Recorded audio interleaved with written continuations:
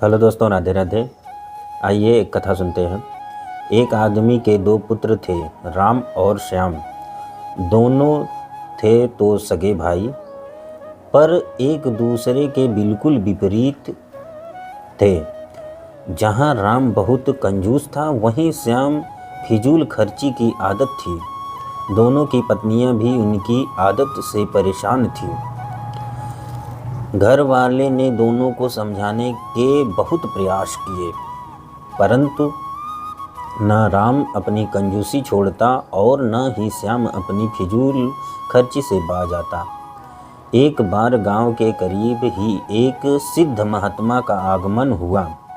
वृद्ध पिता ने सोचा, क्यों न उन्हीं से इस समस्या का समाधान पूछा जाए, और अगले ही दिन वे महात्मा जी के पास पहुँचे। महात्मा जी ने ध्यानपूर्वक उनकी बातें सुनी और अगले दिन दोनों पुत्र को लेकर जाने को कहा।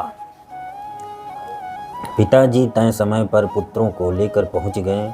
महात्मा जी ने पुत्रों के सामने अपनी बंद मुट्ठियां घुमाते हुए कहा, बताओ, यदि मेरा हाथ हमेशा के लिए ऐसा ही हो जाए तो कैसा लगेगा? पुत्रों ने बोला, ऐसे में तो ऐसा लगेगा जैसे कि आपको कोढ़ हो गया हो। अच्छा, अगर मेरे हाथ हमेशा के लिए ऐसे हो जाएं तो कैसा लगेगा? महात्मा जी ने अपनी फैली हथेली दिखाते हुए पूछा। जी, तब भी यही लगेगा कि आपको कोढ़ है, पुत्र बोले। तब महात्मा जी गंभीरता से बोले, पुत्रों, यही तो मैं तुम्हें समझाना चाहता हूँ। हमेशा अपनी मुट्ठी बंद रखना यानी कंजूसी दिखाना, या हमेशा अपनी हथेली खुली रखना यानी फिजूल खर्ची करना, एक तरह का कोढ़ ही तो है।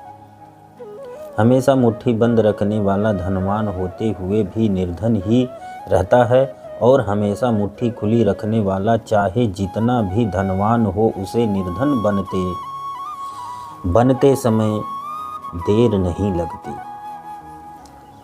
सही व्यवहार है कि कभी मुट्ठी बंद रखें तो कभी मुट्ठी खुली। जीवन का संतुलन तभी बना रहेगा। पुत्र महात्मा जी की बात समझ चुके थे। अब उन्होंने मन ही मन सोच समझ कर ही खर्च करने का निश्चय किया। जय श्री कृष्णा।